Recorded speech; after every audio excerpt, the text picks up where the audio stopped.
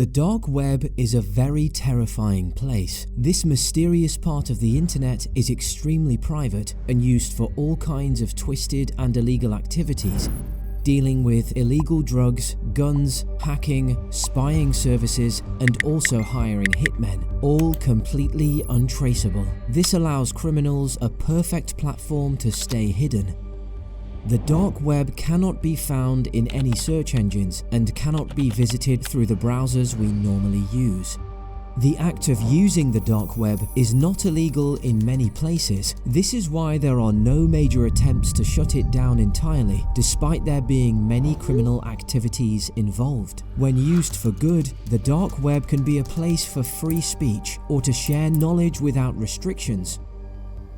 In 2013, a man named Edward Snowden used the safety of the dark web to store and leak America's secrets. This included information on the National Security Agency spying on other countries. Some think that what he did was noble, while others consider him a traitor. This was one of the most well-known times someone had used the dark web for its privacy. Still, the mixed feelings about what this man did cannot compare with the much scarier activities that take place on the dark web every day. This dark part of the internet has grown into a busy black market. Common items sold there are illegal substances, guns, and private information. Users who visit the dark web will often even know where to find the worst kinds of drugs. There are also forums where criminals can plan cyber attacks and scams. Those looking for help with evil acts can even search the dark web for hitman or spying services.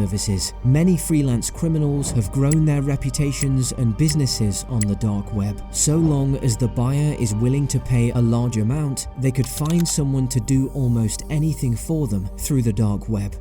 Some parts of the dark web are run by smart individuals, while others are controlled by powerful gangs. These transactions are often made through cryptocurrency, which is also untraceable and not closely controlled. A very popular type of currency used on the dark web is Bitcoin.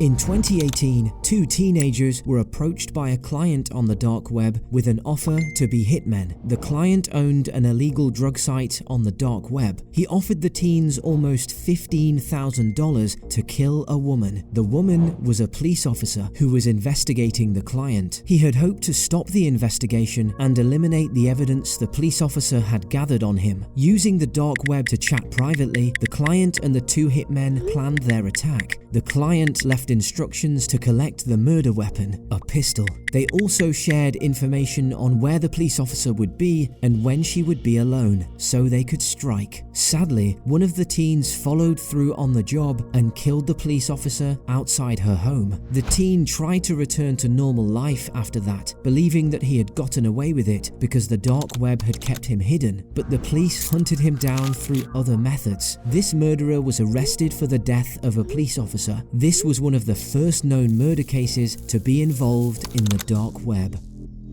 The Silk Road was one of the earliest and largest marketplaces on the dark web. It was founded in 2011 by a man named Ross Ulbricht. The Silk Road became a trading hub for all kinds of illegal products and services. Around 70% of its business was dealing with drugs. Buyers could receive the drugs they purchased as early as the very next day through the postal service. In fact, the site had many of the same features as a regular online store. Users could rate the products they received off the Silk Road and write reviews. This feature was useful because undercover agents sometimes also lurked on the dark web. Having reviews meant that buyers could choose to only buy from those who had a proven track record and were not likely to be the police.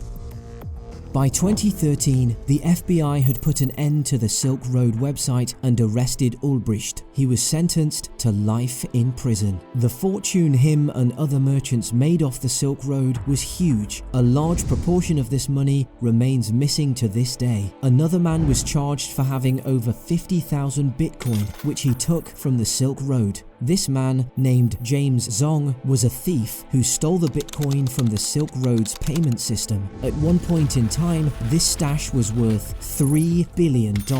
This is the amount of business that goes on within the dark web, all unknown to the public. Many new markets have since risen to take the Silk Road's place. Some have been shut down, while others remain in operation to this day. In 2014, a site called Utopia was taken over and shut down by undercover agents after only 8 days. Utopia traded in drugs, weapons, and stolen credit cards. Although it only ran for just over a week, the agents managed to seize around $620,000 worth of Bitcoin from the operation. This is another example of how quickly business moves on the dark web.